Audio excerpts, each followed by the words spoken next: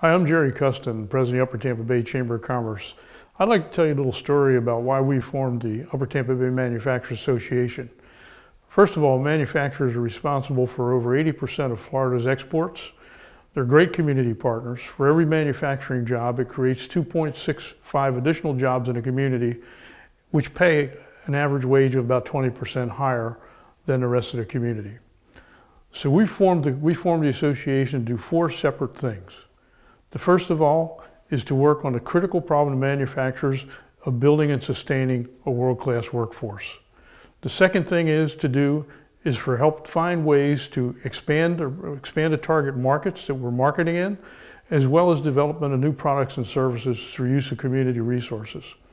The third aspect is many of our manufacturers are small manufacturers, and they need help in improving their business model with lean manufacturing and Kaizen and supervisory skills. And the fourth aspect we want to do is we want to do that as much leveraging state and federal and sometimes local grants that we can. So our association has built a partnership, and what we want to do in this video is tell you the story about that, and the time is now.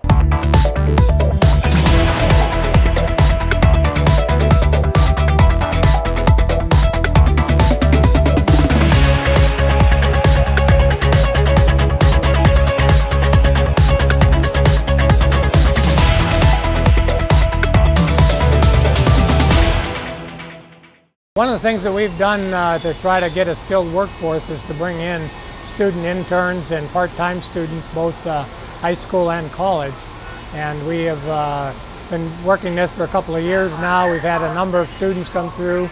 We've had several students, including some mechanical engineering students, that didn't realize that there was a career in manufacturing. Manufacturing has been thought of by a lot of people that it no longer exists in the United States. They feel it's all gone offshore, especially to China.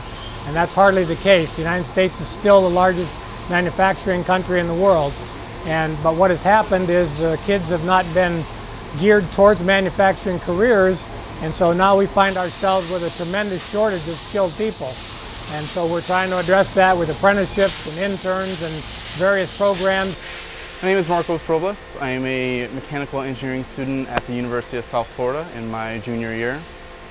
The summer internship opportunity here at SMT has really given me an opportunity to connect the theory and what I've learned in school to a practical mechanical manufacturing process here in the real world experience.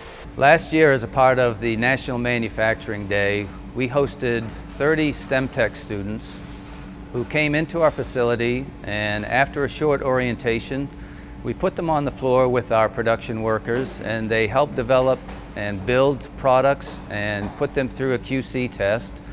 Actual products that we put on the market for sale and went on our shelves as stock.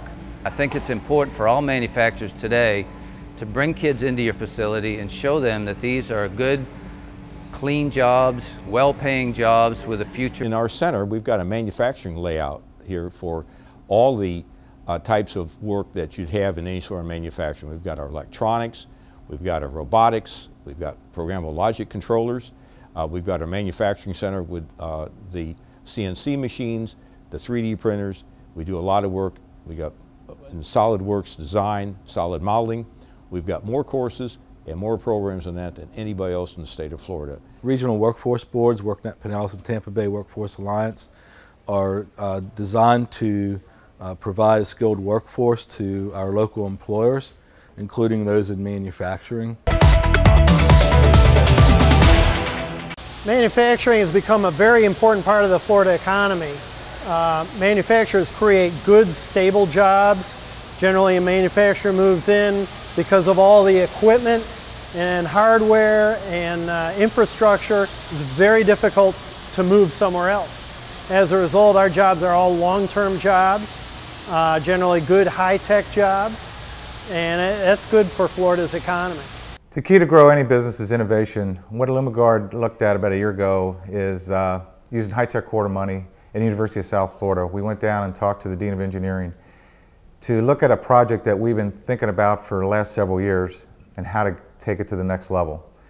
And using high-tech quarter money that we came up through involvement through the MEP and the MAF, The University of South Florida was very beneficial to us in taking this project into fruition to actually give us what we needed to take a new product to the market that's actually going to help us grow our business now and in the future. 95% of the world's population and 2/3 of the total world purchasing power is located outside the U.S. So there's tremendous opportunity for increasing sales and profits for manufacturers.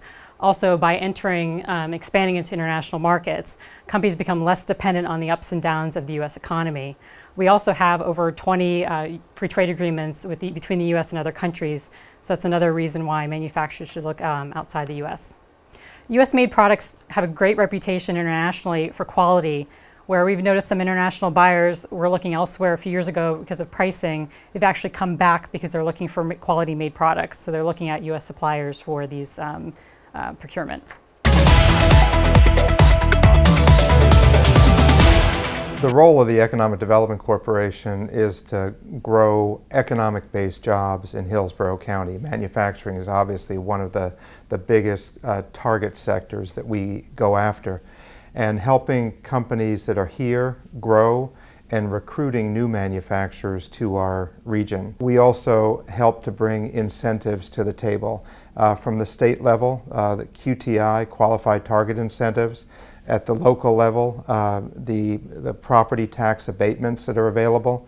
And one of the most important new incentives that we have is the exemption from sales tax that the state legislature just passed with Governor Scott, exempting new capital investment from sales tax, which makes us a lot more competitive as a state and as a region to attract these new jobs. Pinellas County is the second largest manufacturing base in the state of Florida. We have more people working here than any other county except for Miami-Dade. And it's a wide variety of manufacturing industries, from aerospace, aviation, and defense industries to medical devices to plastic injection molders and a lot of high-tech electronics. We have incentives to offer to companies that are relocating to the area and also those that are expanding. If you're hiring at least 10 employees over the course of a year, we can provide incentives based on the job creation and on the wage level of those employees. And we'd love to work with any company considering an expansion or attraction here in Pinellas. Thank you for listening to our stories. Now, where are we going from here? It's time for us as an organization, as a state, to move forward. We have the greatest technology available to us through our university systems, who are now wanting to work more with the manufacturers. We're opening roads that way. Enterprise Florida and all the economic developments in the state of Florida are behind us. We have an excellent programs for doing exporting. We have a tremendous port system. It's our turn now as manufacturers to take advantage of this. How do we do it? Working with Enterprise Florida and their group to help us get into exporting. Find out what exporting is, how do we export. Manufacturing in the state of Florida is only running about 60% productivity, so there's some great opportunities there with us. I can't say enough about the colleges. They've stepped forward. The federal government's spending the money, the state's spending the money, and education is listening to manufacturing. We as manufacturers have to be more involved with the education system and tell them what our needs are. Technology is changing faster than it's ever done in our past histories.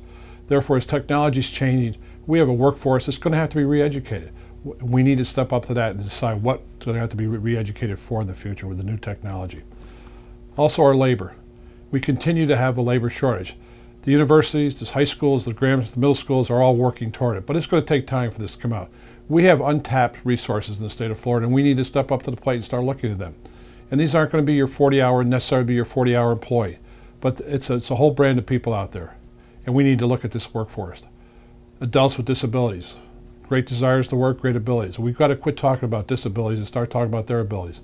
We also have to tap into the university, part-time students, internships, get them involved in manufacturing. It's out there, we need to go out there and find it. We have a whole high school that we need to get more into the high schools, the Dream It, Do It. There's so many programs out there that we're pushing, and they're all different parts of the sectors. But we have a workforce with high unemployment, desire to work, and we have to rethink our 40-hour week. We need to start looking at 2 part-time people equals 1 full-time person. Shift changes. How do you get back and forth to work? These are all challenges, but they're all challenges we can beat and complete ourselves. So as a workforce, we have the workforce out there. We need to go find them and get them educated. So all I can say to summarize this thing up, I think we've done great strides in bringing our whole community together. We all know what the goals are. It's now, as us as manufacturers, working with our great partners to move forward and turn this thing around and become the leader in the country for manufacturing and for our area. And I want to thank everybody for taking their time and interest in this program. Thank you.